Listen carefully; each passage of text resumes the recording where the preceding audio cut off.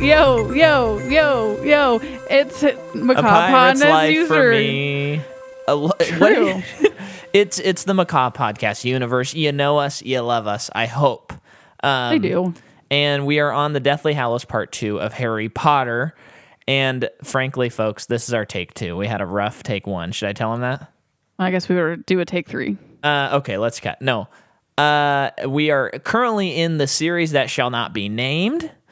And we next week we'll be doing Fantastic Beasts. So don't think that we're just stopping here, because if you've been a fan for a while, we did the Marvel Cinematic Universe, and we did not just go, okay, we're only doing Captain America. Yeah. We did the whole dang thing, and we anxiously await. By now, we've probably bought our tickets to opening weekend of Black Widow so that we can provide you the absolute best in podcast entertainment. We're doing opening weekend for that one. Oh, yeah. We're going any movie that we cover, we have to see it before the Friday that the episode would come out. Hopefully before the Monday, so patrons can get it even earlier.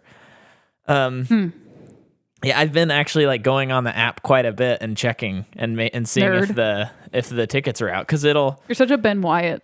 I am a Ben Wyatt. Yeah, I don't think that we'll be in a risk for these to. Well, no, they might sell out. So. Really, you think so? Yeah, I mean, because I was thinking the theaters are a lot smaller, and all the Marvel movies are always number one at the box office and stuff. So. I don't think it'll be like Star Wars, where it was I pulled up the app and most of the showings were taken already. Yeah. But I do need to keep my ear to the ground so that I can get those tickets. But I'm sure we could go to a Monday if we had to. Yeah. And you are listening to an episode about Harry Potter. Yeah. Not us planning our next theater going experience.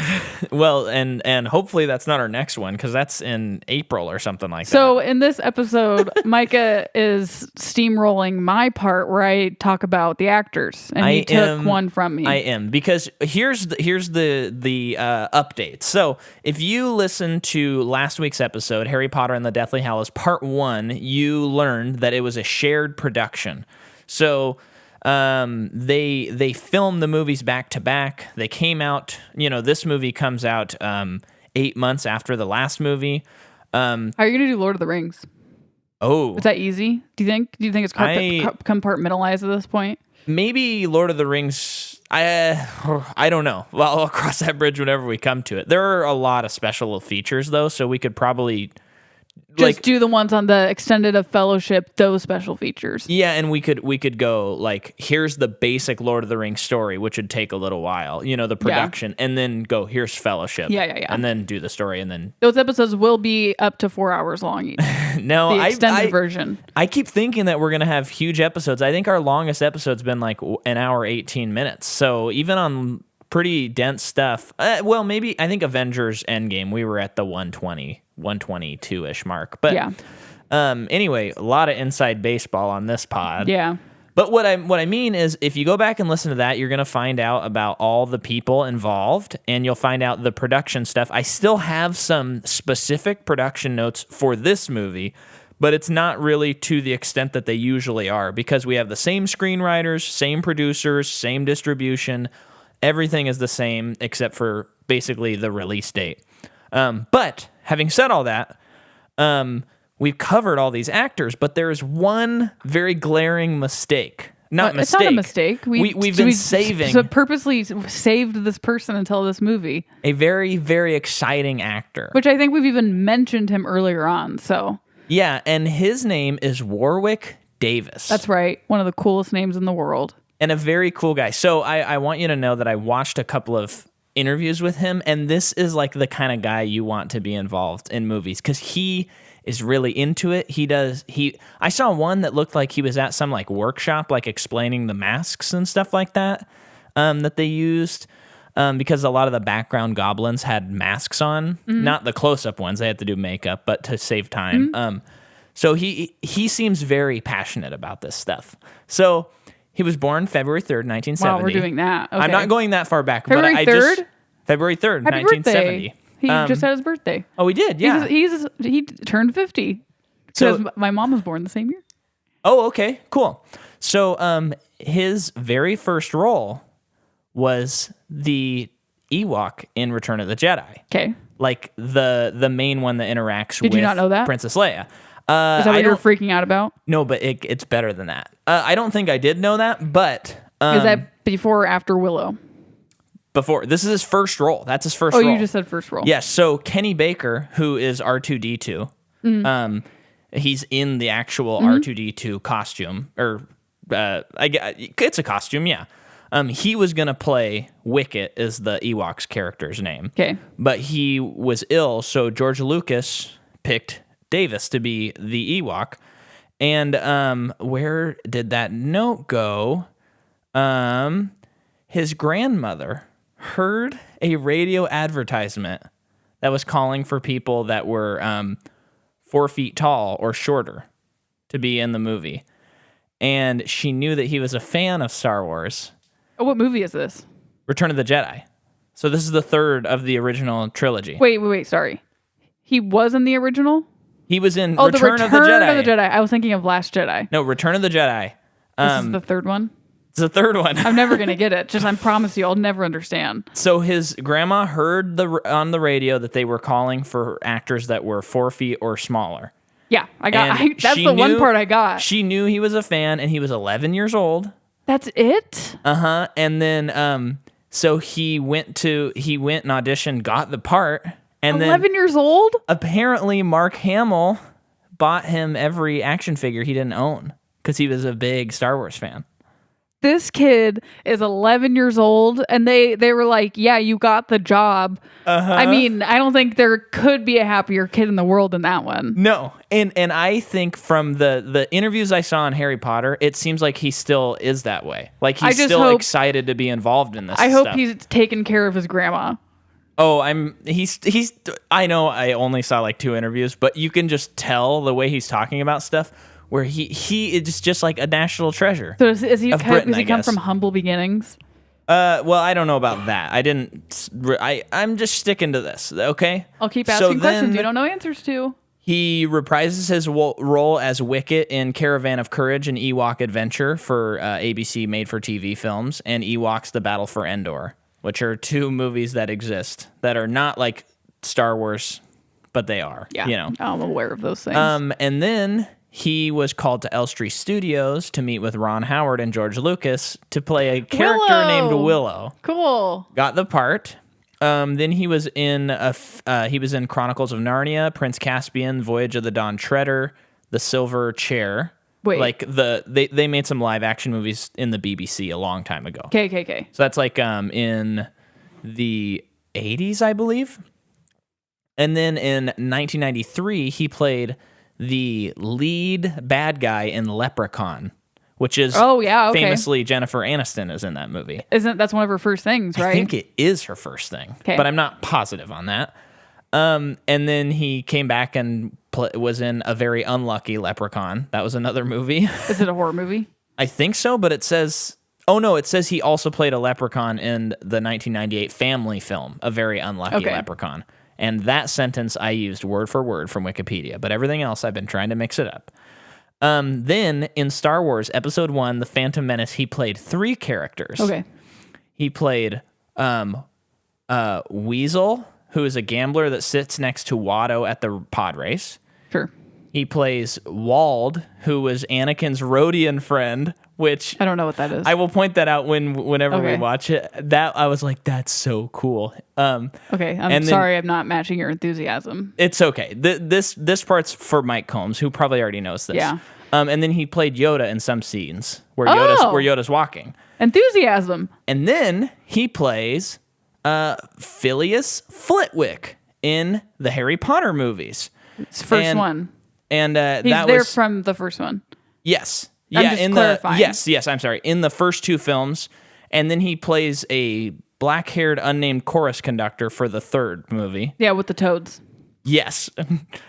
Those toads. We did not talk about those as long as we should have in Azkaban. Whatever. Keep going. And then in the 4th movie, he's younger looking. Okay, but it's still Flitwick. And then he plays Grip Hook in Deathly Hallows Part 1 and 2. And he's got a bad A voice, man. It's very good. And here's what I'll end on. He's in a bunch of other stuff as well, and he was actually in the recent Chronicles of Narnia, the Prince Caspian movie. Same character? No, a different character. And in the other ones, he was like 2 or 3 different other characters. So Nice. played quite a cast in there. But I'll end on this. Okay. Another Harry Potter waiting connection. For this crazy thing. Oh, it was that his grandma got him the part. Oh, for yeah, Return that of the was Jedi. crazy. I already forgot. It's really cute. Yeah, that's really cute. But this is just a cool one. So he plays Marvin the paranoid android in Hitchhiker's Guide to the Galaxy. Yeah. He's the one that's in the suit. Yeah. And then Alan Rickman does the voice. Yeah. So another Harry Potter connection. Yeah. Pretty cool. And I think he did something with... Yeah, anyway, so that's... What a career. That's such a great career. It's just very cool. And people are going nuts about Peter Dinklage. No. Well, I'm just kidding. He's great. But yeah, so speaking of him, well, should I keep going or do you have anything to No, you stole say? it from me. I did steal it. I hope that's not... I just read the Return of the Jedi care, thing. Micah.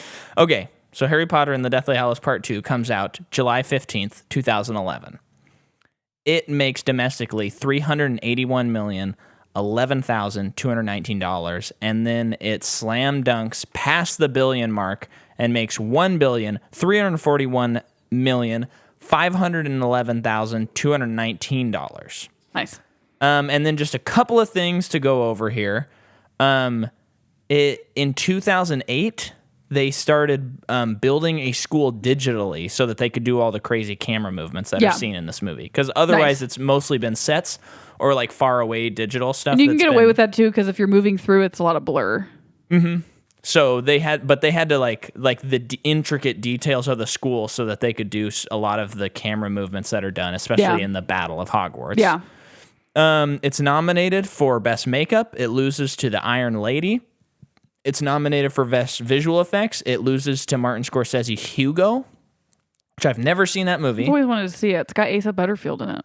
Oh, really? That's too bad. I think Micah. Oh, it's like Boy in the Striped Pajamas era of Asa. It's it's before good. Miss Asa. Peregrine. Well, it's before he reaches puberty. Yeah, which happens to a lot of kid actors.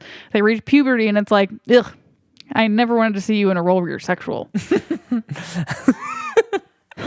So it loses visual and art direction to Hugo. And then back to the old... I think that's lame, even if Hugo was really good. Oh, well, let's watch it and find out for ourselves. Well, it's just, I just think that I understand that movies like this, lumping Marvel into it, they never get awards, like hardly. And it's like, I kind of get it, but at the same time, you have like we were talking about in our other Oscar special podcast, like Endgame got nominated only for visual effects, and it probably won't win just because it's a Marvel movie. And it's like, do you understand that they went through over 20 of them with special, to me, they're not just awarding Endgame, they're awarding the franchise. Yeah, the Return of the King, kind of a thing. Yes, where it's like, okay, you did it. So it's like, that's why I think, even if Hugo's amazing and the effects are amazing, I'm sure they are, but it's like, give the franchise of Harry Potter an award. Yeah. Because the people who worked on it deserve it. But luckily, throughout, they have won a couple Oscars, I think. Because remember, they won Best Cinema... Oh, no, they didn't win Best Cinematography. They've just been nominated for stuff. Yeah. I know, it's just an opinion. No. Once I get on the Oscar board to vote, I'm going to be changing a couple things. Okay, so Gringotts Bank, they hired 60 short actors to be goblins. All those goblins are real. That is so cool. Really is a bummer when you watch Fantastic Beasts. I don't even tell me. I'm not there yet. But I saw an interview with Warwick, and they were like, Warwick, can you help us like casting? So he was just like going through and like finding all these people and stuff. Really freaking cool. Yeah. And then it took them 3 months to make the rubble, and they had to make 400 tons of rubble. Okay. And that's all like very light stuff that can be easily moved. Yeah. But they had to make 400 tons of it. So it's so much rubble. Yeah.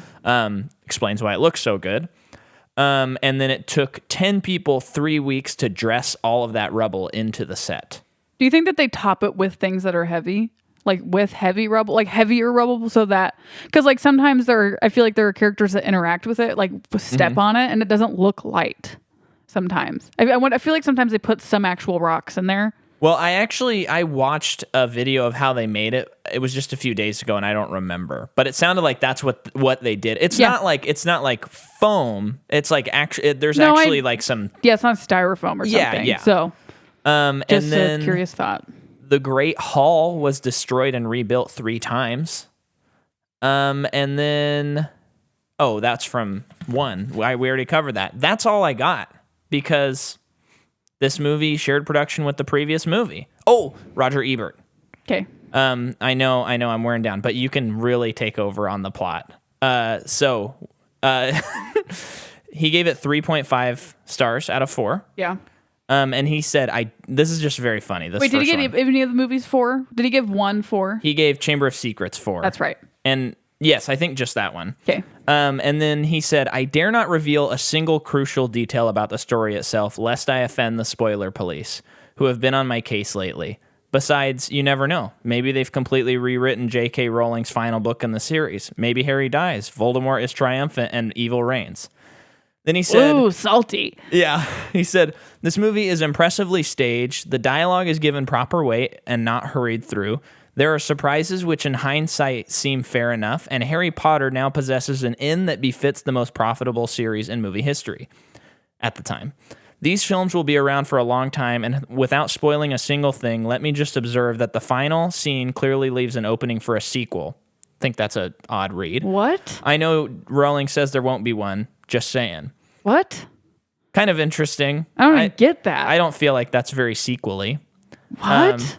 And then he put a note because this was... Oh, because does he redact that? No, he says this, which this is funny because this is like peak 3D releases. Yeah. He says this movie is dark, gloomy, and filled with shadows, so it should be. That makes it particularly inappropriate for the additional dimness of 3D. There are a few shots that benefit from 3D. I like the unfolding of the little magical globe, but none that require it. Avoid the subcharge and see the film in proper 2D with brighter color. Okay. Just kind of is like, don't see it that way. Yeah. So that's what I got. It's now take over and let me take a couple of drinks. Who sees 3D movies anymore? Well, they don't really release that many. I know. Anymore because... people were like, because basically Avatar came out and everyone's like, everyone blew their brains off out of it, like excitement. Blew their brains off. Yeah, I was about to say something not great. Oh, BTBO? By accident. Blew their brains off? No, just something by accident. Oh, okay. Things that I don't even say in a normal day. Yeah. You know what I mean? Well, I think... I don't like Avatar. I think what happened is Avatar presented it... I didn't see it in 3D, but it presented it in a very, like, vital to the format, impressive way, is the consensus. So everyone's like, yeah, we can do that, but most everyone did post-production 3D, which is not the same as shooting it in 3D. Oh. And so all these movies are, like, post-production changed, and it doesn't look the same. I think they have gotten better with that technology, but also, like... I didn't know they did that. People just kind of stopped going to them, and most people because of the money. And most people, unless you're at like an IMAX theater, it's not that impressive. Yeah. Because I've seen a couple in IMAX, and it was crazy. Like what? Gravity. That makes sense. That movie blew my mind in IMAX 3D, and then I think I saw it in IMAX, but not 3D. Yeah. To a lesser extent, it was just a fun experience, but nothing like Gravity. I saw Force Awakens in IMAX 3D one of the times I saw it. That's another appropriate movie, I think. Yeah, but that one was shot 2D, so I think they did do a little... I don't know what they did on Gravity. But we all know that everyone loved The Hobbit because of the red camera. I remember they're making a big deal about the red camera. Well, and that's all frame rate stuff. That's the whole thing. We'll jump into that at some point. But all that to say, I think it died down. But I am pretty sure, I guarantee you that after Avatar 2 comes out, it will be a race for 3D again, and it's going to be everywhere again. Probably. As long as the movie does well and people like it, it will be every movie's going to get released that in 3D movie's going to again. do well, even if it's bad.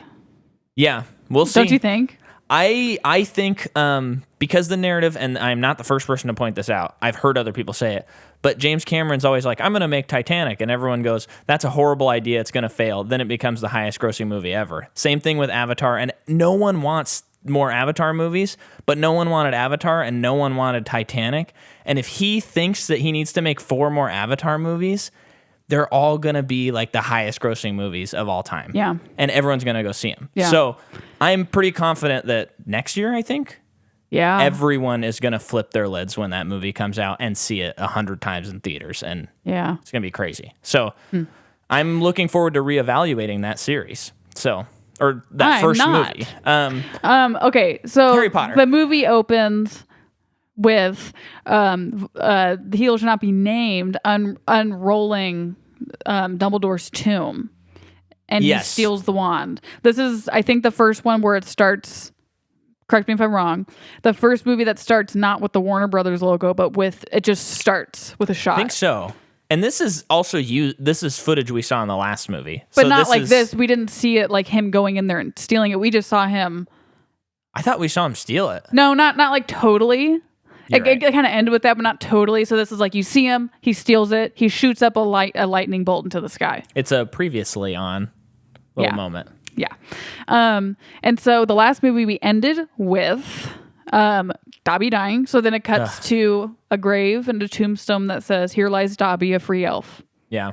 And then we are in a beach house that Bill and Fleur live in, and it's owned by the Weasleys, and it's a safe house for people of the Order. They just as a refresher, they have Luna, Griphook, Ollivander, Harry, Ron, Hermione, Bill, and Fleur. Yeah.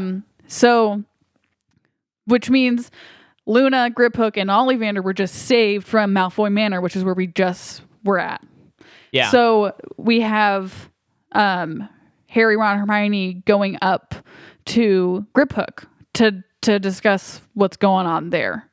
So I think this is as maybe a younger person might be kind of lost in the like plot a little bit because it's pretty complicated. Oh yeah. And honestly, I am so blown away by his makeup that I kind of stop listening to what he's saying. Oh yeah, because it looks so good, like he's down so to the teeth. Cool. And the voice. He's even choosing. when they like make the deal, and he's like, "What do you want?" He's like, "I want that," but he does it so slowly, and he's like, "That is my prize," and I'm like, "Yeah, that's your prize."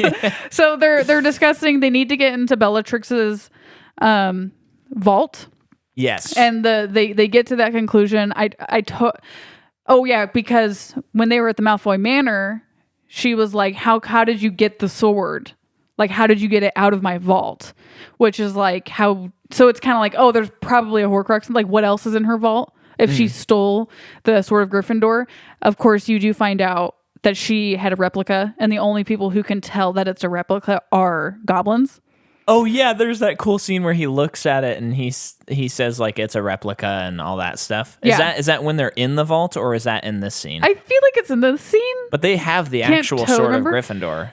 They do have the actual one because it presented itself to Harry and But anyway, Ron. when he like explains that, just Warwick, come on, he's doing it. I know. So they make a deal, and then Harry, Ron, and Hermione go over to Ollivander's room, and crazy guys, same actor from the first movie, same Ollivander. Yeah.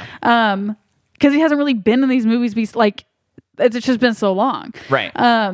So they're talking to him about like so they stole some wands when they ran away from Malfoy Manor, so they want to know whose they are. So he's feeling their wands. They have stolen Malfoy's and Bellatrix's, and I think other people, like a couple other ones. Maybe. Is this when he quizzes him? Well, he's feeling Malfoy's wand, and he's saying like, I sense that its allegiance is elsewhere now. Very cool. And it's like, I'm gonna overlook that. And then you also find out, like, Harry is asking about the Elder Wand. Like, what happens if he gets it? All this stuff. And Ollivander's like, I'm sorry, but if he gets that wand, you guys don't really stand a chance. Yeah. Very cool. So, yeah, love that. Setting the stage. It's not looking good. No. So then Hermione has a hair of Bellatrix's, uses Polyjuice Potion, another great usage of something that we're already familiar with. Turns into Bellatrix, that gets them into the vault. We're just going to blow past that. It's very... Well, I do just want to say that Helena Bonham Carter being Hermione, you love to see it. Oh, it's great. You just She's love great. to see it. She does a great job. It's so fun. Yeah. And just seeing like someone who in the series we've only seen as like a cackling witch, literally, being like unsure and in the wrong spot, you're just like, man. When she greets Helena that person in rules. Nocturne Alley, and they're like, what the Griphook's heck? like, "You're Bellatrix Lestrange." Yeah. Like she would never do that. Yeah. So, also, one quick side note. yeah, The posters for both of these movies are like some of the greats. yeah, I love the poster of them running in the woods, and then the poster of Voldemort and Harry face to face. yeah. With the wand in between is just like, we are in for it. I feel like my love favorite them. poster of this series is the first one because it's that classic painted Oh, one. I do love the first one. Yeah, But yeah, no, it is still a great poster. there's just something about the especially the Deathly Hallows Part 1 poster that to me is so iconic. Which one's that? The one where they're running through the forest. Oh, And it's it just shows like Ron, Harry, and I think because the rest of them have been more staged and they're like looking at the poster, and then this one's them literally running. It's such a tone setter before you even walk into the theater. You're like, oh, this one's intense. True. I think that one's my favorite. That's true. I just love that Yeah, that's poster. Go ahead. So we're in the bank. it gets into the vault. Very cool, very well shot. There's like no music, and it's a very high stress situation. And the dragon that's guarding it Well, looks... now they're in it. Oh, okay. So then they pass under a waterfall that if you pass under it, it washes away all charms. Yeah. So Hermione's no longer Bellatrix. Ron no longer has facial hair. And the one goblin that they took with them that they like charmed is like no longer under that spell. Yeah. So they're dumped down to the bottom. They're And it's fine. like you're like riding a roller coaster. I'm sure that scene was like very 3D. Oh, I'm sure it was. So then we get to this part where there is this dragon, a white dragon that is chained, and the animation is just stunning. So dive in, because remember you pointed out how like a lot of times for some reason white doesn't look so good when it's animated. I think it's because you can't put that much contrast in it. Yeah. Like, I think that's why it's so hard is to provide definition. I think what they do well is the contrast is seen in the set. Uh-huh. And then you also see, to me, the dragon looks emaciated, like malnourished. Yeah. So I think that There's like extra detail in that there's regard. extra, like that provides extra shading. Mm-hmm. Looks really good. But and they do a very good job of matching the lighting because he doesn't look placed there. I He think looks like that's he's in the also environment. The thing that you keep like that's people just can't do with white CGI is the lighting. Yeah. Because I mean, it's the hardest thing to shade or figure out, and they just did. I mean, I'm sure they so spent good. so long. They had a whole team probably on this dragon. Yeah. But I really like that they have to like play loud noises because it's conditioned to no pain when that happens. Yeah. It's very well done. A little just tidbit of information. Hermione's really outraged at it, which is very in character. And then we get into Bellatrix's vault. Harry finds the Horcrux. They start touching things and they start multiplying. Which is so Doesn't it look good? cool. It looks so, and the sound design and stuff is just as they're like popping apart and everything's multiplying by itself. Because if you touch something, it clones itself. Yeah. And it's so cool, and it's very Indiana Jonesy. Yeah. And I think it's great that this Horcrux is like the Holy Grail. Yeah, Like that's what it makes you think of that, which is just folklore and legends and stuff. Although it's never said, but right. So they get it. Griphook says, "You guys are on your own now. I didn't say I would get you out of here." Classic bad guy. Well, he's not really, classic shenanigans of those kinds of characters. He gets the sword and he leaves. So they need to start figuring how to leave. Meanwhile, there are like guards and like people trying to shoot them down. Yeah. So they're trying to figure all of this out. They ride the dragon out. Big thing. I think it's really interesting. Looks very good. Yeah, It it just continues looks- to look incredible. I love the dragon. Even when it's an overcast sky. Maybe that helps or something. Yeah, it must. But so Griphook dies in that Oh, scene. because he falls, right? He falls down. Maybe, but we see the sword disappear. I can't remember the exact shot. And it's just so fascinating to me that like that's what he wanted. And I'm just kind of like, why would you want it? If it's like, isn't it common knowledge that it goes to the people to a Gryffindor who deserves it?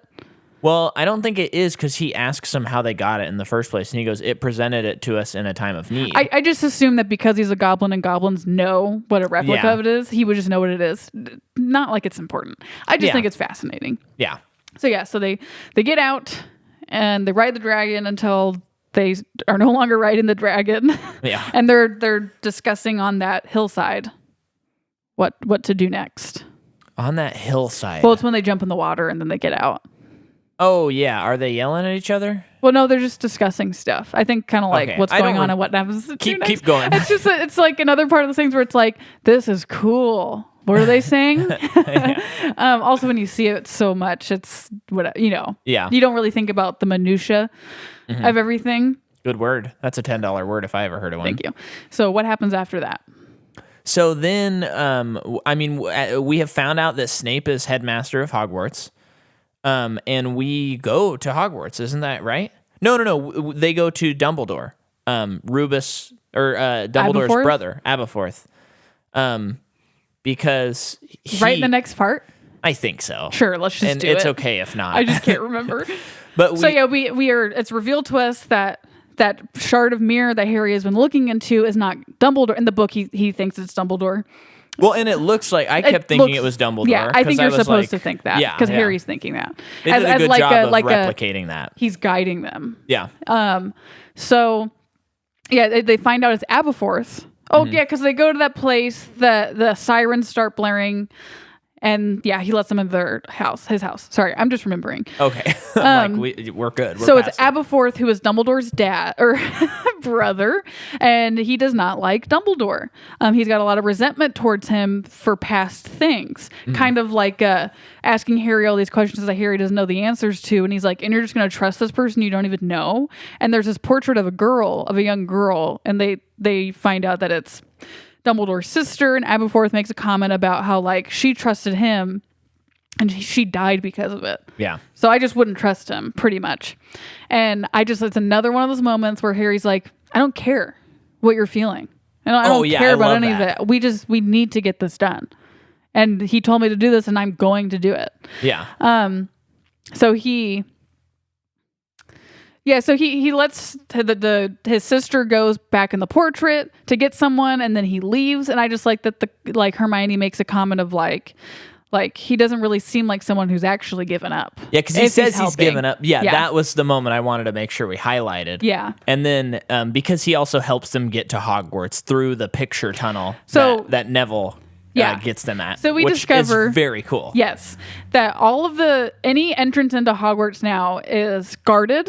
So no students can get out. This is the last one that's unguarded, and it's because they had to like carve it out. They had to create a new one. Yeah. Which is crazy. And like Neville's beat up. They get into this room where everyone else is, and everyone just looks terrible. Yeah. And you find out that like teachers or certain professors who are definitely Death Eaters are like forcing older kids to practice the Cruciatus curse on first years. And which one's that curse? That's the torture one. Okay. It's one of the unforgivable ones. Yes. So that's why like a lot of people are beaten up because like they refuse to do these terrible things. That's right. Yeah. Which is cool. Yeah. And then you're kind of at this point in the movie, you're kind of like, okay, what's going to happen next? Like, are we just going to go because we had a first parter and the second parter can't really lag, you know? Well, okay, I will combat that with... No, I'm not saying it does. Oh, okay. I'm not saying it does. I was going to be like, this movie doesn't stop until it's over. No, it doesn't. That's what I'm saying. Okay. So there's Ginny. Hi, Ginny. He goes. Oh, don't care. Okay, so I don't know why I said that. So they get to the main hall. And this is a good scene. Yeah, I love this. Finally see the guy from Game of Thrones and the Witch. Yes. That we were trying to figure out. 2 episodes ago or whatever. So the Cairo twins are those two ones standing by Snape. Sure. And Snape is saying, it has been discovered that Harry is on the premises. If no one tells me where he is, you'll regret it. Uh-huh. And then immediately Harry walks out and you're just like, oh, cool. Well, this isn't going to be half the movie of them trying to figure it out. You know what I mean? What I like about this though is a student walks out and you don't know who it is and you're like, who's turning in Harry? Yeah. This sucks. And then he pulls back his cloak and it's Harry. Yeah. And you're like, the triumphant return of the hero. And everyone's shocked and it's so great. And Yeah, you're just like, oh, this movie isn't slowing down. And then McGonagall and Snape have a huge match, and Snape runs away like a little girl. Yeah, which is cool when you know that Snape is a double agent. Yeah. You realize that like McGonagall's like, no, you're not going to do this to the kids. I'm taking over the school. And she starts fighting him. And Snape, I feel like he could just be like, death curse, get her out of there if he really wanted to.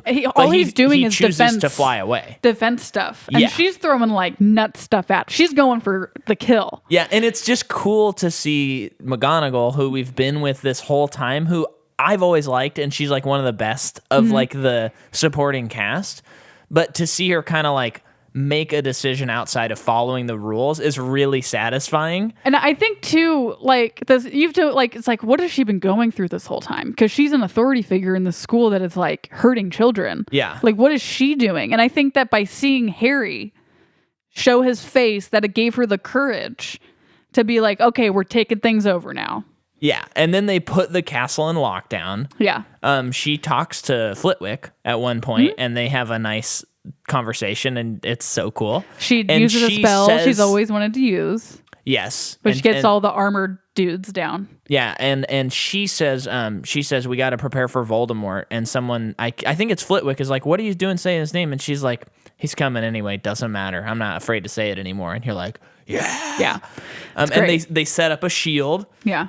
Through magic. Yeah. And then shocker. So this is what needs to be done now. Ron and Hermione need to figure out how to destroy the Horcrux that they just got from Bellatrix's vault.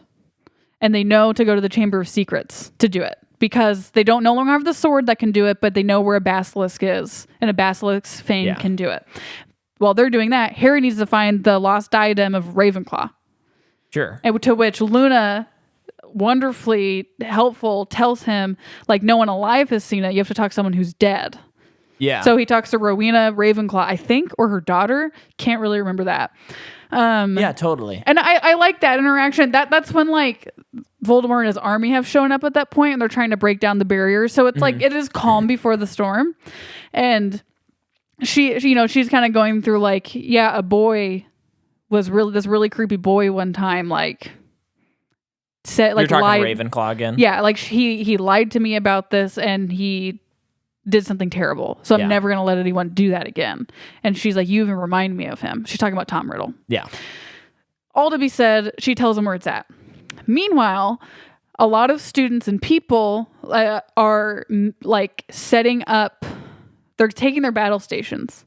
Yeah. And this is just done so well, I think. You feel the weight of it. So like Lupin, Kingsley Shacklebot, Lupin's, I'm just going to say wife. I can't remember her name still.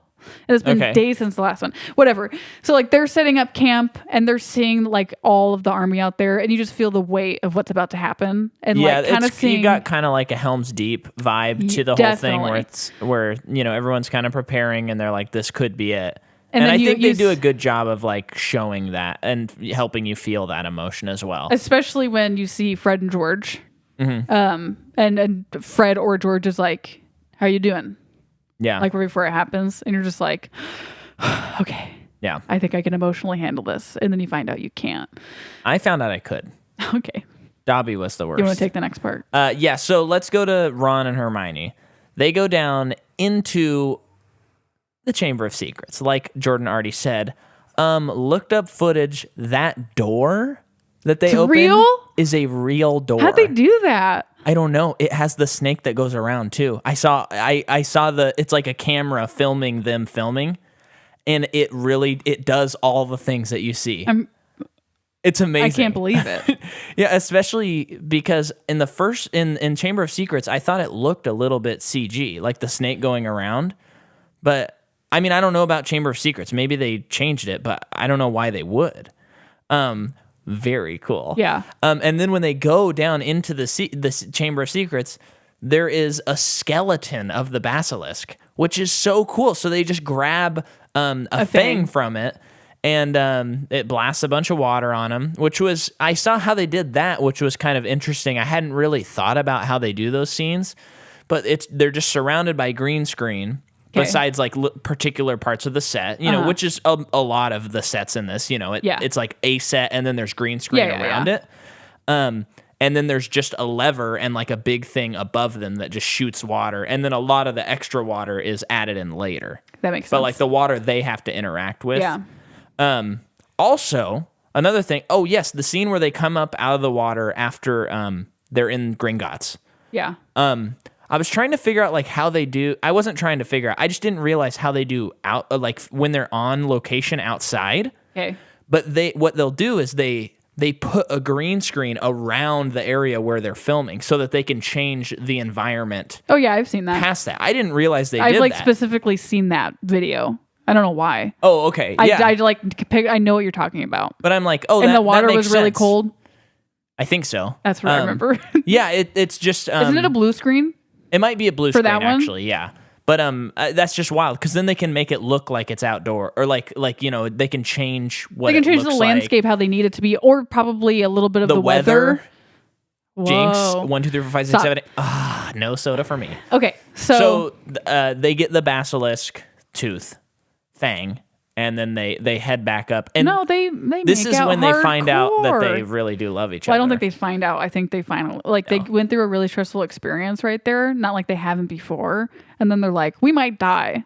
Also, very funny watching behind the scenes because I don't know if they would do this nowadays, but the interviewers are always like, so what was it like kissing Emma Watson? So what was it like kissing Rupert? It's like always like goes back to how was the kiss? How was the kiss? And I'm like, I feel like they wouldn't ask those questions anymore. No. But it's kind of cute. But also, there aren't many movies where they've been doing this for like 10 years. Yeah, that's true. It kind of makes sense in a weird way. So okay. let's catch up on the villains. Where are the villains at? Or are we caught up on the villains? Because I know Snape is freaking out. I mean, we don't really see Snape. I mean, I'm sorry, Voldemort. Yeah. And we're going to say his name now because we ain't scared of him no thanks more. for giving me permission. So yeah, him and his army are out there. This happened earlier, but some guys like run into the barrier and they disintegrate. Yeah, kind of wild. Really cool effect. So you also see a lot of snatchers going to another bridge that we've seen before in the previous movies, and Neville's the one manning that one, and just like, yeah, you and whose army kind of thing. And what's cool about this is seeing Neville like come into his own. He's a man now. He's wearing a fat suit and teeth at this point. He's not even fat in the movie though. Oh, compared to what he actually looks like, Micah, he is wearing a little bit of a really? fat suit. I've read that. Yeah, I've seen me. it. He does. Huh. Because he looks whatever. Skinny. That's just weird to me. Yeah. Have you seen Matthew Lewis, Micah? I haven't. No. Oh, we'll look up a picture later. Like he is like, and I mean this objectively. Everyone's like, how many who? In terms of hotness. Yeah. Anyway, so every time they defeat a Horcrux, it cuts to Voldemort in excruciating pain because they're killing a part of him. Right. So at the point, so let's just blow through this really quick. So Harry goes into the room of requirement where the diadem is, finds it. Also Malfoy and 2 other guys are in there and they're chasing them. One of them starts that fire. Yeah. A specific fire that Sydney reminded us or told me that is one of the few things that can kill Horcrux is the certain spell that fire was. And she said that Hermione knew that spell even when they were in the forest with the locket. But as you can see, that guy didn't know how to control it. That's why she didn't use it. I'm not as into that. That's more idea. minutia. I like the idea of Hermione not knowing how to destroy it by any means necessary. I like that more. Forget that I said it. And I'm subscribing to that. So starts a fire, a snake fire. No, more like an animal fire because there's a lot of animals in fire. That is the fire. What? Because there was like a snake and then there was like a lion. And then there was like a bear thing. I did not track with you. Whatever. On that. So then they get brooms. They save Malfoy and the other guy. One of Crabbe or Goyle dies. And then they get out. They destroy the diadem. It's nice that he saves Draco. Because he's the good guy. Yeah, it's nice. So, see again, Voldemort freaking out, super, like, in so much pain. Harry, it also really affects Harry. And then that's when Voldemort's like, Nagini, come with me. We need to stay safe. Nagini, very cool name. Nagini is a Horcrux. Yes. And then what's crazy is Harry's freaking out when the diadem is destroyed. And Ron's like, are you okay? Are you okay? And you can just see Hermione's face of like, she knows that he that they're not done and that he's a Horcrux. Yeah. But she won't say anything because she's too afraid to say anything. Yeah. So as that's going on, there is a war happening now. So, I mean, a lot of people are dying. Let's just say that. A lot of incredible effects and a lot of incredible action shots in this part. I don't want to get into too much detail about it just for the sake of it. But like I said, a lot of people dying. The school is being ripped apart. And at this point, they have the locket, the Holy Grail, the diadem. And they've already done and then the book, the other two. And the ring. Yeah. So they have 5 Horcruxes done.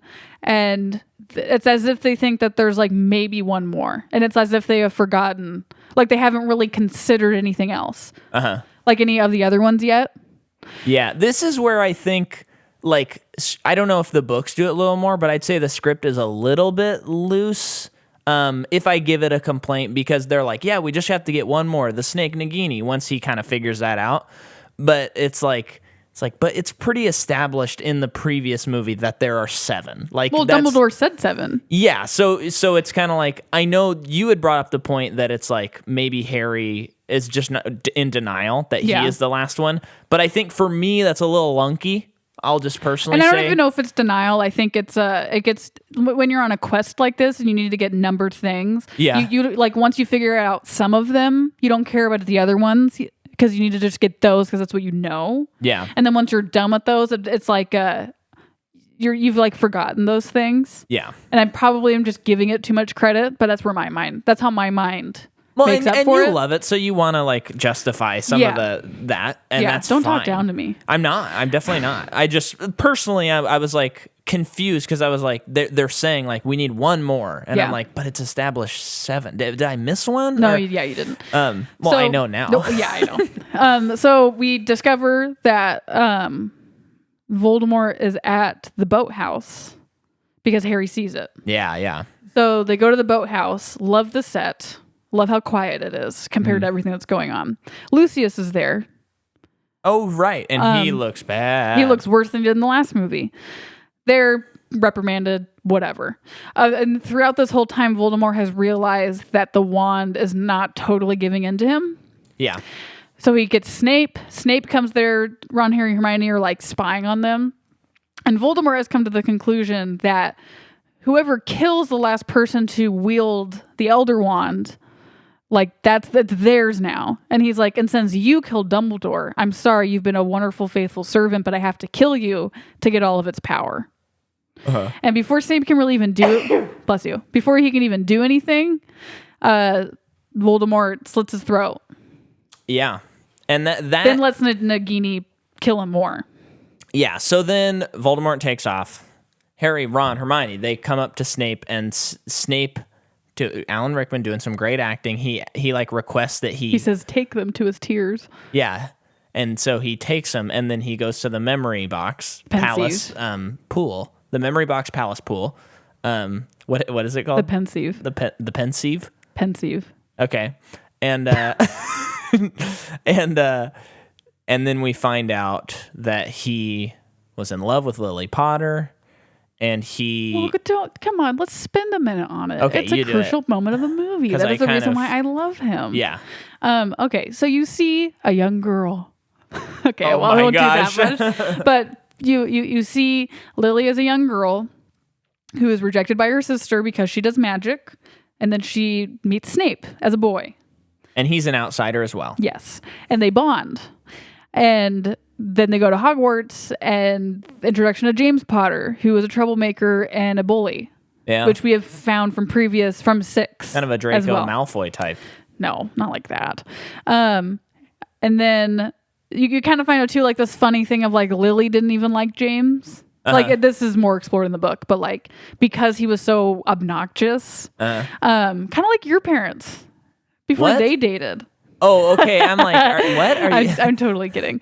Well, I'm not. That seems to be. Yeah, my mom case. thought my dad was very obnoxious. Yeah, as children, because he would go around like this church camp, just like with his shirt off on his hairy chest, just kind of like strutting. I mean, I wouldn't like it. I wouldn't like him either. No, it's surprising that things worked out the way they did. Yeah. And now you're here, and Rebecca. Yep, we are here. Anyway. Hey, Rebecca. Okay, so then we fast forward. You see Lily and James get married. They have a kid. You see this whole time that Snape has not moved on. You also see this whole time, or you discover like, okay, Harry's parents have been killed. Okay, Lily sacrificed herself. That's why Harry's not dead, and he's special now. And the whole time, this is Dumbledore and Snape having these conversations, and Dumbledore pretty much telling him like, we need to make sure that he is alive long enough so that he can get killed. Yeah. And where Snape is, I just like the dynamic of where Snape is appalled by that. Because he's like, you're leading a sheep to the slaughter. But it makes sense because this is the big reveal that Harry is a Horcrux. Yeah. And the only person who can, not actually, but really actually, who can kill him is Voldemort. Now, can I pause and tell you my experience with the Horcrux twist? Yeah. So I have had a couple of very famous movie twists spoiled for me. I can think of 3 of them, and I'm going to tell you one of them, and it is the Harry Horcrux, because this is a very big. Don't tell me the Sixth Sense twist. is one of those other ones. That doesn't count. Okay, then 2. Because I feel like everyone our age knew that before they saw the movie. That's true. But that was because of According to Jim. They mentioned it, and I used to watch that show every week. Anyway. Oh, do you mean the Bruce Willis part, though? That he's a ghost. I don't think I knew that until I watched it. Yeah, I knew that. But I feel like in pop culture, I heard about it, but I didn't understand it. Oh, yeah. When I started the movie, I was like, oh, okay, so he's a ghost. That's how I went into The Sixth Sense. I'm going to watch that movie again. Anyway. Yeah, that'd be a fun one to rewatch. Okay, so I was currently rewatching the entire series, or watching the entire series for the first time, Harry Potter. And Veronica, your sister, and I used to work together, and we worked together again, but we used to work at the coffee shop at Holy Joe's. And so I think we had to go do something, or we went to a teacher meeting because it was at Cascade, and we had to go to those teacher meetings for some reason. So we were going to it, and we were in the car, and I was like, yeah, you know what? I'm starting to really like this series. I think by then I was at Half-Blood Prince. Mm-hmm. Yes, I was, because I was like, yeah, and we just found out the Horcrux thing, which is pretty cool.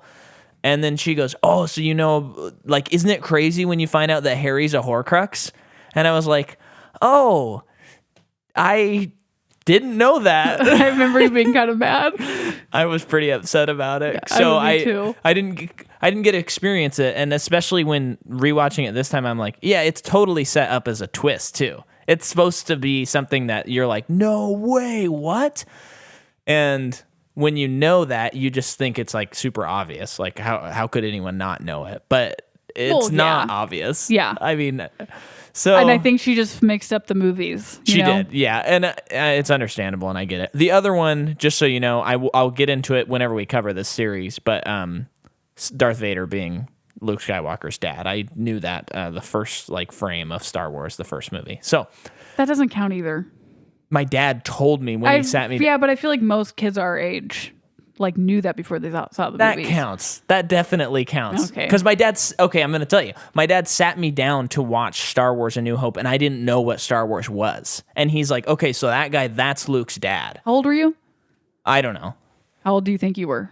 I don't know, 7 or something. Your dad probably thought you were too dumb to get it. Okay, keep going, and you're also in trouble. Yeah, I get it. Okay, going back to the memory. So yeah, we discover that Harry is a Horcrux, and Snape needs to ensure that Harry stays alive. And kind of throughout this whole time, him and Dumbledore having these conversations, Dumbledore is telling him we need to wait until the exact opportune moment for this to happen. Mm-hmm. And when we find out too that in Half-Blood Prince, when Dumbledore's hands blackened from destroying the ring, you find out that he only had a year to live anyway. Yeah. So his death, of course, it's still terrible. It was expected, even more in advance. But that's smart writing, because now you I know a lot of people don't like Snape, but it gives you even less reason to dislike him, because you're he's almost putting him out of misery. Well, it's crazy too, because Dumbledore knows that Snape is a double agent this whole time, so it's only him and Snape who know that Harry's a Horcrux. Yeah. Besides people who have not really like, besides Hermione, who's figured it out. Yeah. So that means what Dumbledore's telling him, like, when I die, it is up to you to make sure that he stays alive until he needs to die. Yeah. Which is just crazy because this whole time, this professor who is like clearly hated Harry so much, like is like one of the reasons why Harry has stayed alive for this long. Which time and time again we have seen in the movies when he is played to be the bad guy, it always ends up not. He has done something to help the good guy. Yeah. And I just love. I think I mentioned this in an earlier podcast too, but it goes back into Snape telling Harry how terrible his dad is and how lazy and how much of a fool he was. He never has a bad word to say about Lily. Yeah. Ever. And I just love the shots of him walking into the house, the Potter's house, right after the parents have been killed. Yeah. Because he like knew it was going to happen. Of course, because he's a death, like he knew these things. Right. And he couldn't, I mean, I'm imagining he was trying to get there in time to save them somehow, but he was too late. Yeah. So he gets there, and I remember seeing this for the first time and just like jaw dropped about it. Him like cradling Lily, like sobbing, and she's dead. And I'm just like, I don't even know what to say right now. Yeah. This is so crazy. And he's not like concerned about the child in that moment, which is telling. Because like the deed's been done too. Yeah. But you know, I think the obvious reaction is like, there's a crying child, I need to take care of it. But he loves Lily so much that he goes straight to her and doesn't worry about the child. And I like too that like, so this whole time you find, you know, it's like Harry was spared because of his mother's love. Like her love is the reason he's alive. You find out, yes, that's true. However, he's not alive without like a caveat to that. Yeah. Like a part of Voldemort went into Harry when he did the killing curse on him. Yeah. And then we cut back to like Dumbledore and Snape again having these conversations, and they're in Dumbledore's office, and Snape does his Patronus charm, and it's a doe. Yeah. And same as Lily. I just love that Dumbledore's like surprised, and he looks at him with these wide like eyes of like this whole time. Yeah. And Snape says always. Yeah. And then for people who have not read the books, like it is possible for your Patronus, like for you and the love of your life, it's possible to have the same Patronus because that conveys like a deep personal love connection. Well, now we know that it was Snape who guided him in Hallows 1. Yes, to the sword of Gryffindor. Yeah. Okay. Let's keep going. Okay. Let's get through this movie this evening. This is all very good stuff, though. Please don't take it offensively. But now, after you're done burping, is this Resurrection Stone time? Well, this one, right after that, well, like, in that time, Voldemort's like, Harry, I will kill every last man, woman, and he's like and talking child. in people's heads, which is very cool. Yeah, and Ray Fiennes' performance in this movie is fantastic. On. It's as if the whole time it's been leading up to this moment, although he's been perfect the whole time too. Yeah. He's just very, after rewatching it, for sure, I'm like, oh yeah, he's like one of the great movie villains, for sure. Absolutely. Like he goes in that list with Darth Vader and that's it. Darth Vader and Voldemort. Just to go into, I know we've talked about it, but the design of him too is so good, and it's so snake-like. Good. It's so snake-like. It's also so lifeless looking. Like he doesn't look.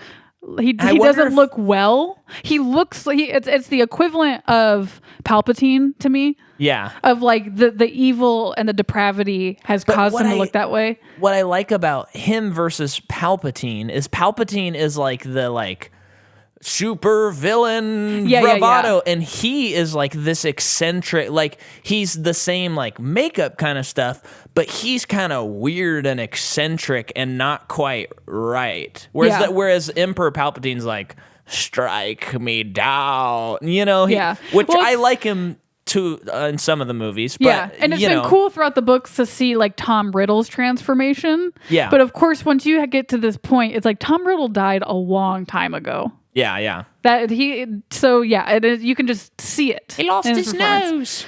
That's how he died. Chopped it off. So he says if Harry doesn't come to the Forbidden Forest in like an hour, that's right, I'm going to kill every last woman and child. Yes. And then Harry's like, gotta go. Peace, Ron and Hermione. Yes. And yeah. Does he? When does he find he opens up the what? How does he get the stone again? It says I open at the close.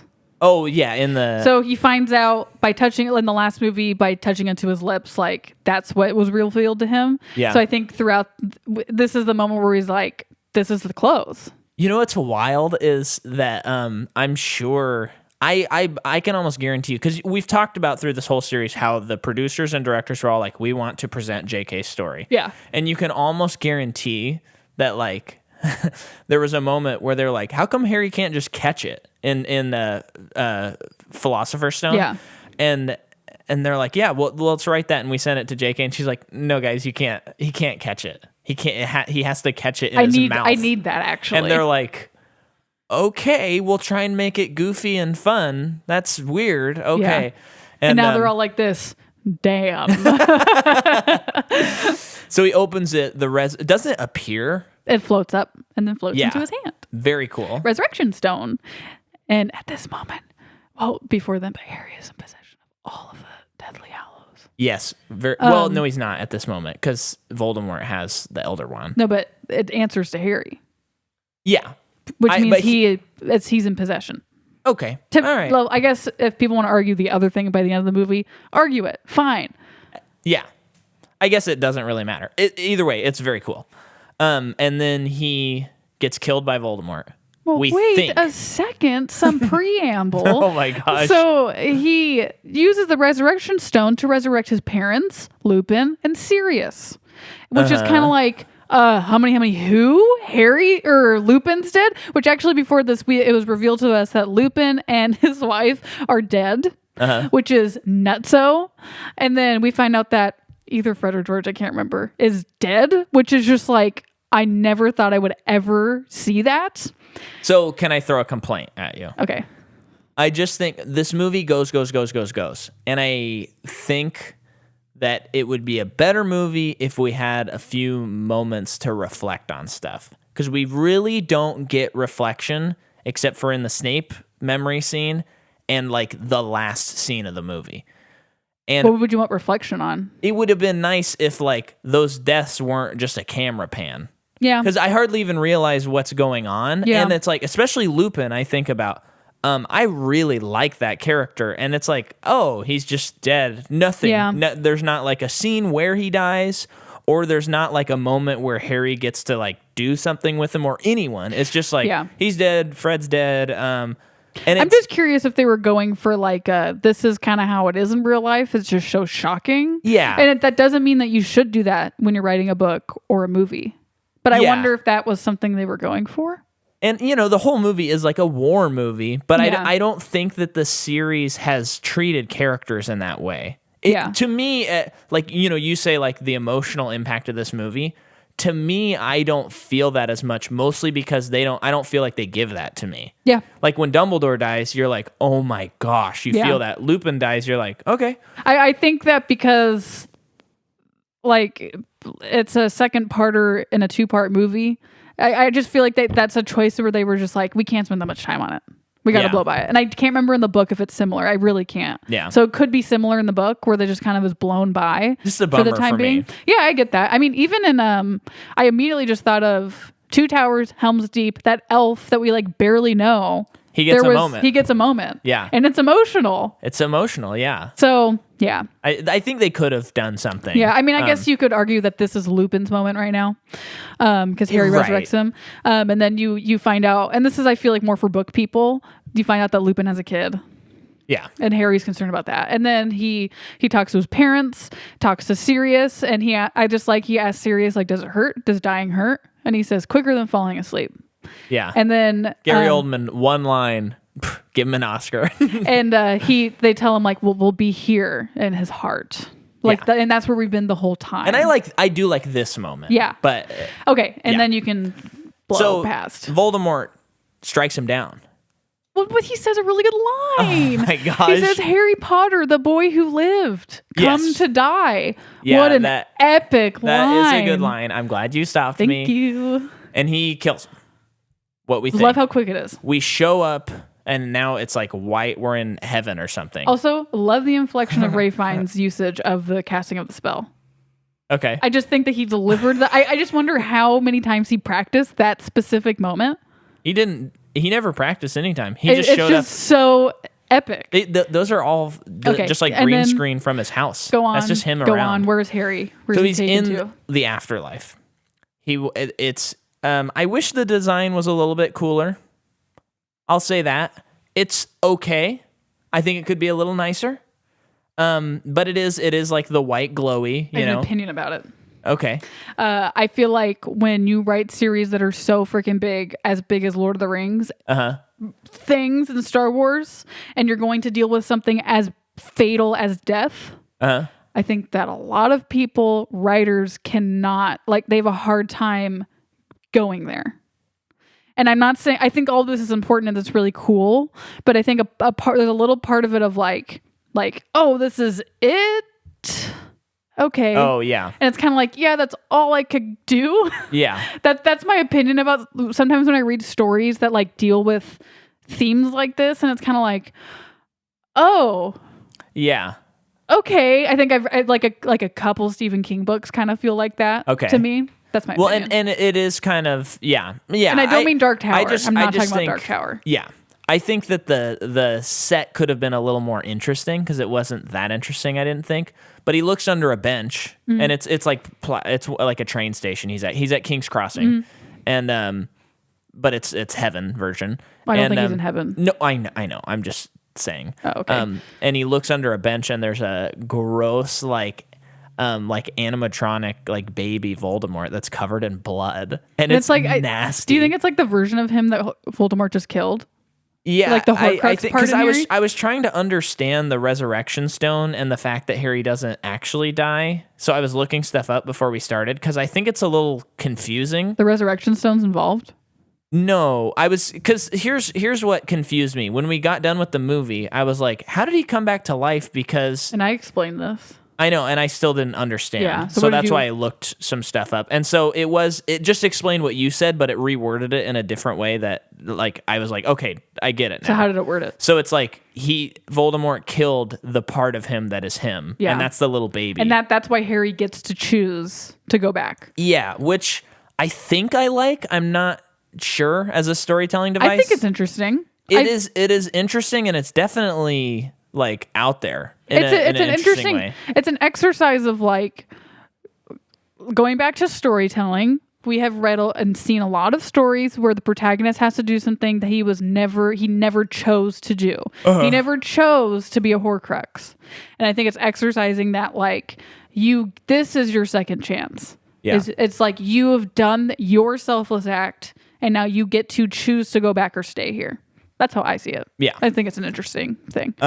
I think that maybe I just am not smart at this series. Like, I think there's some things that like are just hard for me to understand. But I just don't think that is articulated very well. I didn't quite like I said after the movie, and I paid attention and everything, and I was like, what? Wait, huh? Yeah, he dropped the stone before he went and saw Voldemort. How did he come back to life? And you're like, no, he chose it. And I know Dumbledore says that, but I thought he was being metaphorical, not literal. What do you think about all the Dumbledore stuff? Cool. You did? Okay. Yeah. And then that's the afterlife section. Is that correct? Is there more Dumbledore says some cool stuff, but that's fine. He does say a lot of cool stuff. Yeah. So now the stage is set.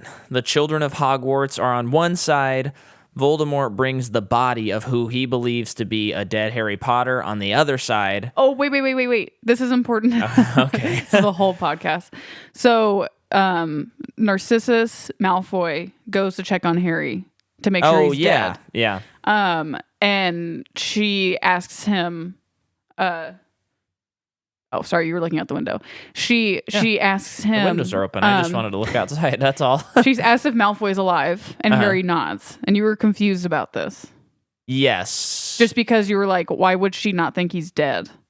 Pretty much. Wait, what happens again? She goes over and asks him. She doesn't even like poke him. You know what I mean? It's not even like she really does a pulse check. I don't think she does. And she's just like, is he alive? Draco. Yeah, that felt like a book thing. I guess to a non-book reader because it doesn't pay off in any way. Because it's not like at the end she goes, I changed my mind. She gets killed by Mrs. Weasley. Oh no, that's Beatrix. Bellatrix. It's just one of those things where it's like, oh, I'm sure in the book there's like a lot more to that, but in this we know that Malfoy Senior is like he's really distraught, and you can tell his mom's distraught, and she just wants her child to live. Yeah. But I mean, the next time we see him, they're just begging him to come to their side. That's all they care about at that point. Yeah, and so I guess you could say that it's because she does want the good guys to win at this point. But I look at it as... it was a little confusing. Yeah. So, like, haven't read the books in a long time, like I've said, this entire series. But I look at it as the Malfoys have always been the classic bad, like on the bad guy's side the whole time, and they've never made you question that part of it. Yeah. But when you see in the last movie and this movie, especially Lucius's condition and Draco's, they're just terrified. I imagine there was a point, probably especially when Draco was ordered to kill Dumbledore, they were like, as if they were like, oh, this is real. And I never realized that this is actually going to happen. I was just on the side that I thought would win. Yeah. Although I didn't ever really think. It's kind of like, I'll be on the bad guy's side because if they win, the good guys lose. I really don't want to be on the good guy's side. Right. That's how it feels. So I feel like throughout the course of the last two movies, they've kind of gone into the middle of the whole thing. And they're now at a point of like, whenever we think that we can get out of this, we just need to get out of this. Sure. And with her asking Harry, like I said, can't remember in the book, but I'm assuming because like Hermione knew that Harry was a Horcrux. I'm just like, I kind of give it the, maybe other people had the idea as well. Oh, that is not presented in the movie. No, at it's all. not. And I'm just giving we're it. judging the movies. Yeah. I'm judging the movie on that right now. Yeah. And I think I'm just, just giving it the benefit of the doubt, regardless if that's the way it's done or not. It is obviously not done very well. Yeah. And I'm not saying it's done well. I'm just trying to make up for it, Yeah. Okay. So now we're at the final battle, and it kind of looks like a chessboard, which is kind of cool, like from the top view. And as we know, they had to scan the Hogwarts into the computer, so there's some different cool angles. A lot of rubble everywhere. The school is getting destroyed. Oh, and I don't remember if we talked about this in this episode yet, but what's cool is we just, we went through the Marvel franchise. And we have made several comments during that franchise of like, oh yeah, it's a superhero movie. They'll destroy a city at some point. And it's just for show. It's not like anyone cares about the city. Right. But they like destroy the school. And I think the fact that the battle's at the school and you see it destroyed, there's an emotional attachment to it. And that actually carries weight. Yeah, because the school is kind of a character in its own right, and they've treated it as such. So it is kind of devastating to see it get destroyed. Yeah, rather than like New York City. Yeah, and it's like, oh, this has happened 17 other times. So yeah, so the battle starts happening. Voldemort does this whole like speech where he's saying, we gotta get done with this. Yeah, but like the reveal of Harry being alive. I haven't even got there. I'm talking about when he does the speech before and he's saying Harry's dead. Like, you guys gotta come over to our side. And that's when they implore little Malfoy, Draco, to come over. And Neville kind of does his stand like, you are not loved, you won't be remembered, that sort of thing. Yeah. And then Harry just bounces up and starts going crazy, and then he runs off and Voldemort shoots a bunch of bolts at him, and there's some cool practical explosions that happen, which seem pretty scary if you're Daniel Radcliffe. Yeah. But Radcliffe, I always get it confused because of Radcliffe. The Radcliffes. Medford's own Ratcliffes. But anyway, so that happens. Then we finally have the big last battle. It's really cool. A really funny thing, though, about this is if you watch any behind the scenes, it is hilarious watching it. So funny. Because it's just all these people quietly walking around going, and there's no sound because they don't actually have magic. So it's all these people just all you hear is like shuffling shoes and clothing, and then you see these wands and nothing happening while all these people are doing this stuff. It's hilarious. I don't think it's so unepic. I don't think I would be able to be an extra. And I'm sure that people who are extras are like, oh my gosh, you're gonna be an extra in this. And they don't even think about how awkward it is. But yeah. Well, and there was one where I could have sworn that whoever was running the camera was giggling. No, because it wasn't the actual camera. It was like they were behind the set, but it sounded like they did a little like. So Yeah. anyway, I would very much encourage you to seek that out, some behind the scenes Battle of Hogwarts footage, because it's just very goofy. Yeah. So as they're battling, they're trying to get the snake. They still have a basilisk fang, but meanwhile, Voldemort is chasing Harry to kill him. And it gets to the point where Voldemort gets rid of the basilisk fang, and he's like, it's up to Ron and Hermione to do it because Voldemort keeps like running after Harry. And then Harry does that cool thing up on the top, and he's like, let's finish this how it started together. And then they like flew out of the window, and I like the effects of their faces going together. Very cool. Yeah, Very that's like cool. the mushy, weird filming thing, right? Yes, yeah.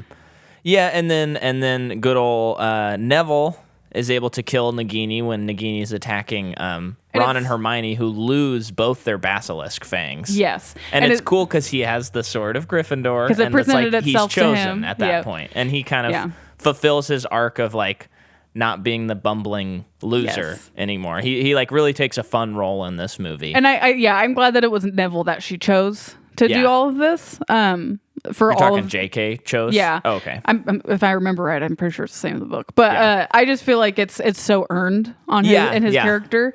And then also the weight of the possibility that he could be in Harry's shoes right now. Yeah. Kind of thing. So Sure, because of the born on the same day thing. Yeah. So so Harry and Voldemort are doing their, I forget what the word is, but they're battling. They're doing that cool effect. Yeah, where it's kind of like lava-y almost. Yeah, and that's when Neville does get the snake. Yeah. And it's really cool because as we've seen throughout the movie, Voldemort like stops. And he's like so much pain. Yeah. Because a part of him has just died. Uh-huh. And I like that because I remember the first time I saw the movie, I was like, oh. Yeah, so... I'm just going to say it, guys. The computer effed up. And it stopped recording. It did. So, we've been recording for like 10 minutes after, and I look over and I see that it says like too much CPU being used, and it crashed. So just go over the wand thing. Voldemort dies. Voldemort dies. And then the good guys win, and Bellatrix is defeated by Mrs. Weasley, which is fun. And then Voldemort. So we find out that the wand never bent to Voldemort's will. It never gave in to Voldemort because it is based on who disarms someone, not who kills the last person who had it. And Harry disarmed Draco. So it's Harry's. Yes. And then, as you said, as we were recording previously, so you see Harry gets rid of, he breaks the wand and throws it off a cliff. Earlier on, he abandons the Death Stone. Yeah, Resurrection Stone. Ooh, I know a Harry Potter thing, and you didn't. And so it's, Ron and Hermione are kind of like shocked that he would do that. But as you said, like he doesn't do anything with the cloak, the invisibility cloak. He keeps it because, like, from learning from the story, I forget what word you used, but. Now he learned from the Deathly Hallows that those things are like inherently evil for the most part. Or they cause evil. So he destroyed them, but the cloak is not inherently evil. Yeah. The cloak, remember, he greets the death with like an old friend. So he keeps the cloak, which is cool, instead of getting... Because I think if he got rid of the cloak, you'd be like, what? The cloak's so cool. I think so too. And you can imagine he probably gives it to a son or something like that. But, so, having said all of that... Now we go forward 19 years to them at platform 9 3/4. And I really, really love this scene because I think thematically and visually it ties together the entire series. Yes. So it kind of makes it harkens back to the Chris Columbus days. Yes. And it feels whimsical again. And not as dark. I mean, literally and metaphorically, not as dark. And as all of the actors are aged up rather than recasting people, which is a really great choice. Yeah, it would have been a disaster. I mean, you'd rather they look a little goofy than have different actors. Absolutely. It'd be like, this is the last image we're going to see. Yeah. Or like not the main characters, So Harry's son, Ron and Hermione's daughter are going off to school. And then we also get a shot of Draco sending his son off. Right, and I really like this shot because there's kind of this knowing look between them where, like, maybe in the future they could be friends or, like, they know what each other's been through, and I think Draco's not an enemy to Harry anymore. Yeah. And I think there's some good acting by the Draco guy in that shot Tom in particular. Felton. Yeah. And we mentioned that we think he looks the best aged up. Yeah. He looks very good. Yeah. And then Harry's son is nervous about going to school because he doesn't want to be put into Slytherin. Yeah, which is cute. Yeah. And Harry tells him, like, you really can choose. It does take your what you want into account. And then we learned that his son's name is Severus Sirius Bobbity Boobity. But he's got a Dumbledore and a Snape reference in there. And this is what I was going to say before we noticed that the we thing can cut just off. move past that it crashed. Yeah. I was saying that when I first saw the movie, I was freaking out that he named his son these names. Just because it's so wonderful. It's very cute. Yeah, and I totally was in the theater like, I have to name my kid Severus. We're not doing that. No, we're not. But we're also not naming our kids Qui-Gon Jinn either, Micah. I never said that. I said middle name Kenobi. No, it's not happening. I would be up for a discussion about Severus' middle name, for sure. I think the only movie that I would be okay with naming kids after are Lord of the Rings names. Okay. But I mean, I think middle name is fair No Bilbo, game though. to do something fun with. Yeah. Because I would be totally up for naming a middle name after a character that we really love. But we've discussed, well, we shouldn't say on mic in case people take it. But there's a character that we really love. Don't say it. Don't say it. That one, we're both like, hands down, that's going to be our kid's name. Yeah. Until it's not. That's making me smile. I know. I think about it all the time. It's such a cool name. Yeah. Anyway, so that's how the movie ends. And I like how he tells his son that I think you maybe didn't say this part in particular, that like the Sorting Hat like takes into account what you want. You did say that. Okay. After hearing it 3 times, I wasn't sure. But I really like the ending. And I know that this is like a big world and I know people really, really love it. But for me personally, this is the story of this universe and I am good. Yes, Like, agreed. And I think with this ending, like the fact that they made a play, the Harry Potter and the Cursed Child, I could not be less interested in that idea. Especially because, well, I read a little bit about the play and like his son does get into Slytherin and stuff. And it's like, I just like the open-ended I get to imagine. Yeah. Like, let me do a little imagining because the series lends itself to imagine on the sides, but it doesn't necessarily lend you to like fill in a lot of blanks on the like main story. So it would be cool to have some of that. And for me, it's like I got really into the story. I read all the books, watched all the movies. I did Pottermore for a while, like super into everything. But I think wasn't even on Pottermore for that long. I feel like, cause I think I just got to a point of like, you know what, I'm done. Like, I'm just satisfied. I don't want to know, like, the cool thing about Pottermore is it tells a lot of backstories about especially professors that I really liked. But at the same, that's fun. Yeah. And there's nothing wrong with it, but it's like, I'm good. I don't need any more. So then when they announced the Fantastic Beasts movie, I was kind of like, okay, I mean, I don't want it. I personally never asked for it.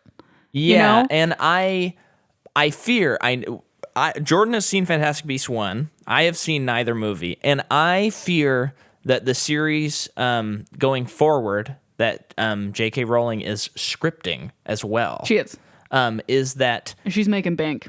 That they are going to try and make this story as like a big story. And I don't think that the universe needs that. But we will get into that in the next 2 weeks. If it comes up. Maybe I'm wrong. Maybe I will really like these movies. That's driving me nuts. Sorry. Not your fault. It's your phone's fault and whoever's texting you. But as far as this movie goes, we finished Harry Potter, Deathly Hallows. I like this movie. I don't love this movie. Okay. And I'd like to tell you why, Jordan. Okay. I think it is a very noble experiment, and I wouldn't necessarily change it. Because I think it's really interesting that they took one book and split it into 2 movies.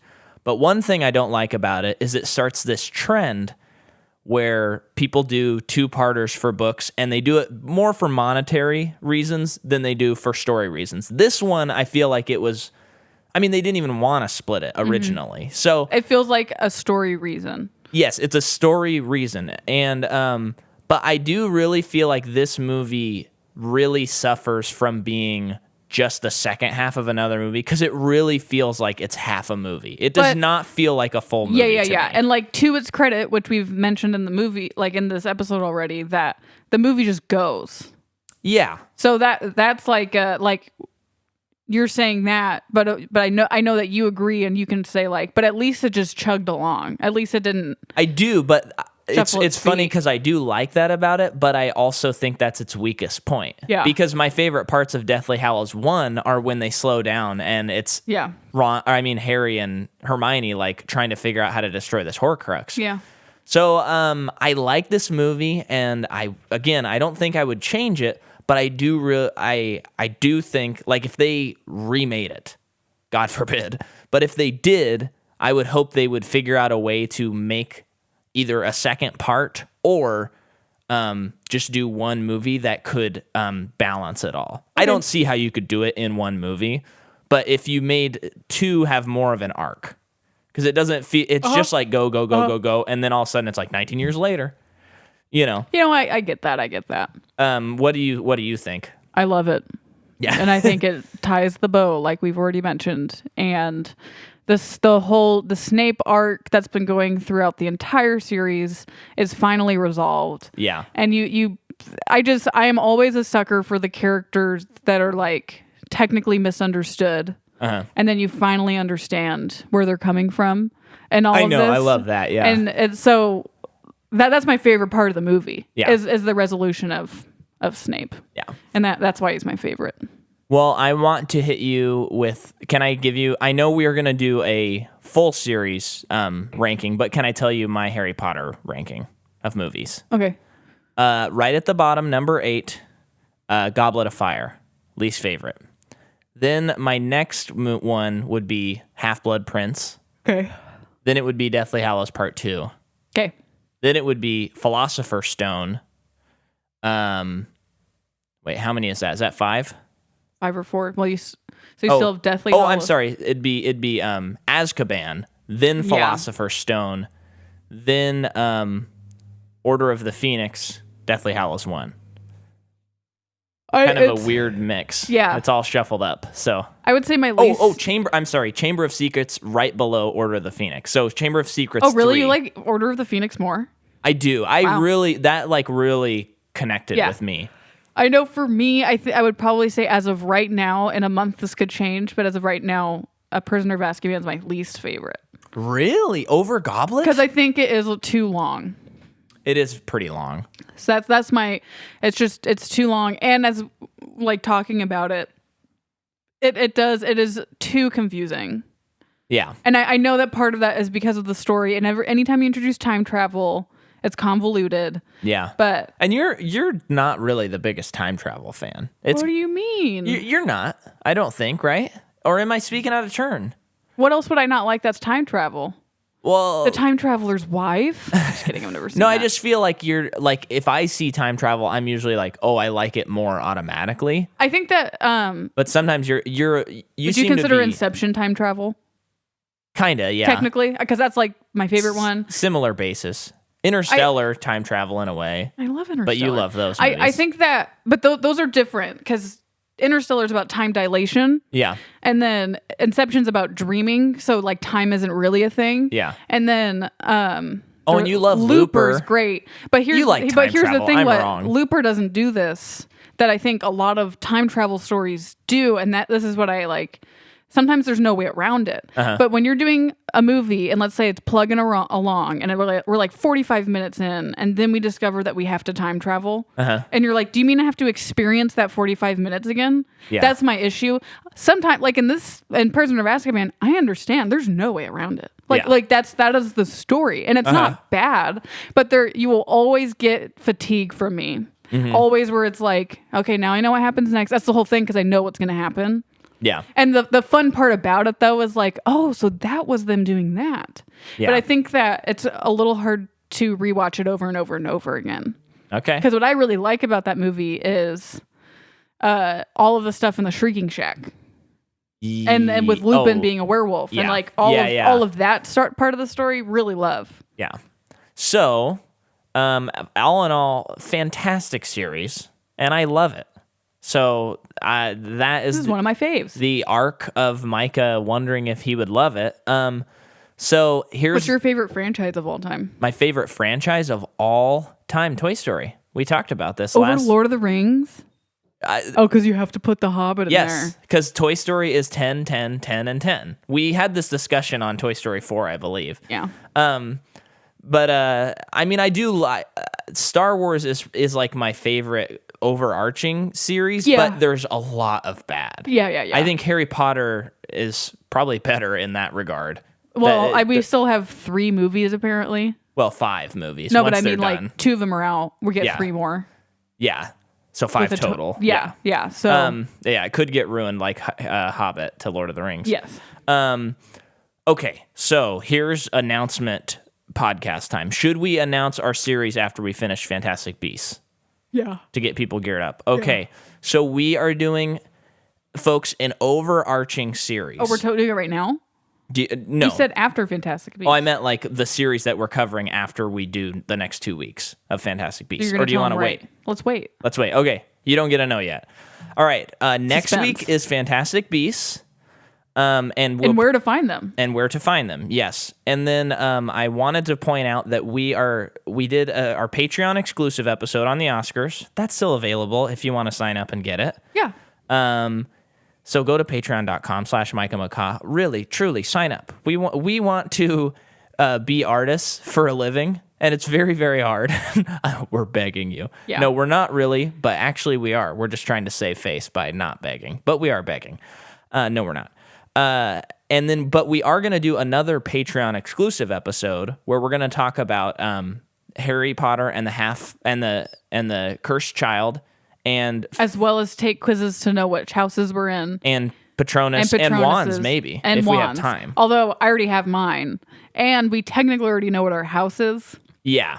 But we can still do it again for fun. So that'll be a Patreon exclusive. I think we'll try and put that out the week after Fantastic Beasts 2 comes out, before we start our second series. And then, finally, this is it. And then you can turn off your Apple Podcast app or Spotify or whatever you listen to. Please say it. Today is March 13th, folks, and I am releasing my new album, Imbalances. I worked so hard on this thing. Andrew John Lee Tevis worked so hard. Chris Heisner worked so hard. Jeremy worked so hard. Anthony Panter sang some stuff on it, vocal-wise, like crowd vocals. He worked hard. We all worked really hard. I really believe in this, and it would mean the world to me if you listened to the album and shared it with some people. Again, we want to be artists. We love doing this stuff, and that's what we want to do with our lives. The banging record. And I think that you will. I think there's something on there for everybody. So please listen to it. If you sign up for Patreon, you get the album. So if you're planning on buying the album, just sign up for Patreon and get all the extra stuff too. Yeah. And then finally, tonight I'm playing at the Children's Sanctuary Church in Medford, across the street from the YMCA. Doors at 6:30. Show starts at 7. Storm is opening, then Jeremy's playing. They're going to play short sets, and then Micah McCaw with Grayson Phelps on bass and Evan Coons on drums. We're playing all 14 songs for the first time ever. Many of these songs have never even been performed before. So please support in that way. That would be awesome. Love you. See you later next week. See you at the show. Fantastic Beasts. See ya. Bye.